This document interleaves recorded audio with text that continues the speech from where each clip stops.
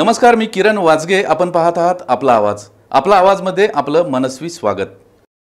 बातमी आहे जुन्नर तालुक्यातील नारायणगाव येथून.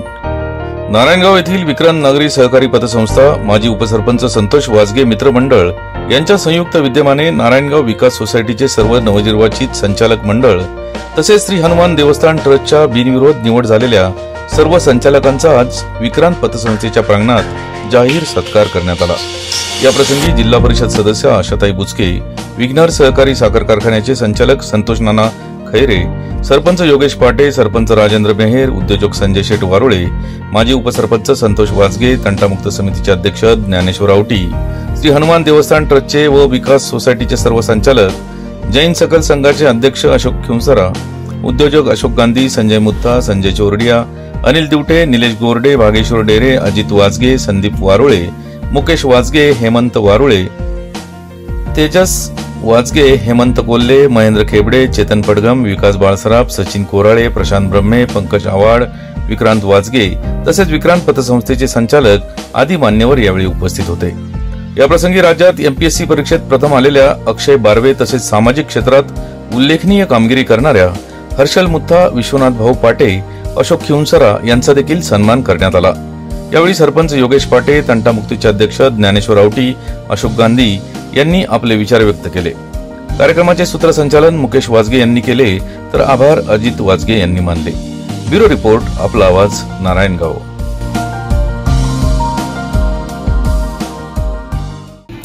निश्चितपणाने हा आनंद वेगळा आहे, कारण 83 वर्षानंतर जेव्हा एखाद्या गावची विविध विकास सोसायटीची निवडणूक लागते, ते आश्चर्याचा सगळ्यात प्रथम आम्हाला झटका बसला की निवडणूक व्हायलाच नको होती. परंतु काही लोक फार हौशे गौशे असतात आणि त्याच्यात आपणच म्हणजे सर्व काही असं समजणारे जादा असतात. त्यामुळे कधीतरी अशी वेळ येते आणि ती वेळ अंगावर घेण्याची सवय नारायणगावकरांना आहे. आणि वारंवाडीमध्ये देखील संजू शेट वारुळे हे कितीही वादळ येऊ देत न बोलणारा पण अचूक काम करणारा असं व्यक्तिमत्व आहे, त्यांना तोड नाही. त्याच पद्धतीने नारायणगावमध्ये अनेक दिग्गज आहेत. त्याच्यामध्ये मग संतोष नाना खैरे आहेत, बाबूभाऊ पाटे आहेत आणि तुम्ही विसरताय की ज्या पतसंस्थेत आपण आहोत तो संतोष भाऊ वाजगे हा सुद्धा कमी नाहीये. फक्त एवढंच आहे, माणूस बोलत नाही हो, परंतु आपण बोलतं करूया. कारण खऱ्या अर्थाने आपल्याला नारायणगाव आणि नारायणगावची जी ओळख आहे ती नारायणगाव वारुवाडीची ओळख जर महाराष्ट्राच्या तख्तावर न्यायची असेल तर या सर्वांचं असणारी एकजूट आणि या ठिकाणी आमच्या सारख्यांनी सदैव सगळ्यांना बरोबर घेऊन जाण्याची भूमिका ठेवली. राजकारण विरहित. राजकारणांना माझं एकच सांगणं आहे की राजकारणाची पायतानं बाजूला ठेवून या ठिकाणी नारायणगाव वारुवाडीच्या प्रत्येक क्षेत्रात आपण मदत करता आली तर निश्चित करा, पण यांची असणारी एकी दुफळीत करू नका. तसं करण्याचा प्रयत्न केला तर हे तो अभी झाकी आहे, दिल्ली अभी बाकी आहे. कार्यकारी सोसायटी त्याचबरोबर हनुमान ट्रस्ट पदाधिकारी यांची निवड झाली. त्यांचा हा विक्रांत पतसंस्था असेल, विक्रांत गणेशोत्सव असेल, यांच्या माध्यमातून होत असलेला सत्कार सोहळा. खरं तर सातत्याने विक्रांतच्या माध्यमातून अनेक नवनवीन उपक्रम इथं केले जातात आणि हा त्यातलाच एक उपक्रम मला वाटतं. कारण विक्रांत गणेशोत्सव असेल, विक्रांत नागरी सहकारी पतसंस्था असेल, सातत्याने सर्व सामाजिक असेल, राजकीय असेल, सर्व क्षेत्रामध्ये शैक्षणिक असतील, या कार्यक्रमामध्ये सातत्याने ही मंडळी काम करत असतात आणि एक चांगली तरुण पिढी समाजाला दिशा देण्यासाठी निश्चित स्वरूपात काम ह्या मंडळींच्या हातातून होत असतं.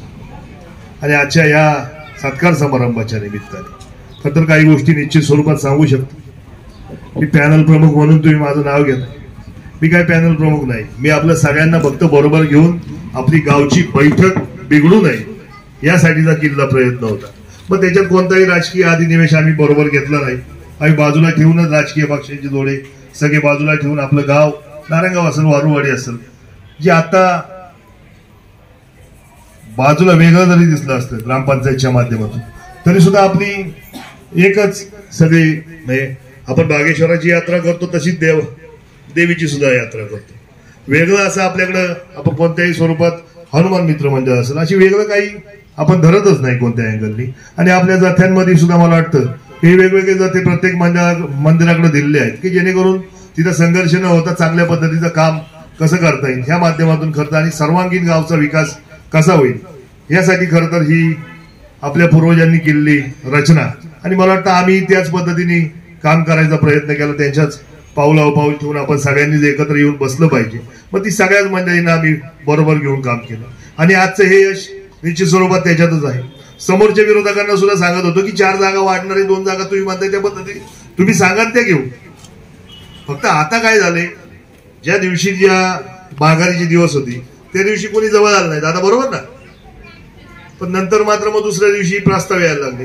काही उपयोग होत नाही, काही उपयोग राहत नाही त्यानंतर. कारण ह्या 13 मंडळींना जर एकदा सिलेक्ट केलं, निवडलं गेलं, मग त्याच्यापैकी म्हणायचं कोणाला खाली बसा. ही अडचण प्रामुख्याने झाली.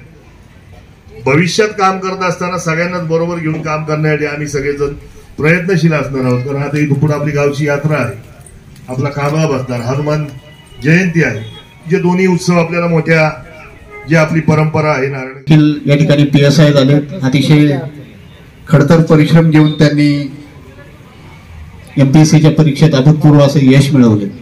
त्यांचाही या ठिकाणी सत्कार होतो. खऱ्या अर्थानं हा सत्कार करत असताना ही सगळी नवनिर्वाचित संचालक मंडळ या ठिकाणी उपस्थित आहे. मी मनापासून संतोष दादाला त्या ठिकाणी धन्यवाद देईन की या ठिकाणी तुम्ही हा सत्कार ठेवलाच. परंतु ज्या वेळेला आपण बाबूच्या नेतृत्वाखाली या ठिकाणी मुक्ताई हनुमान भागेश्वर शेतकरी ग्रामविकास पॅनल उभारलं त्यावेळेला खऱ्या अर्थानं प्रचार प्रमुखाची जबाबदारी स्वीकारण्यामध्ये संतोष दादा एक होते. सातत्याने सकाळपासून संध्याकाळपर्यंत नारायणगावच्या विविध परिसरात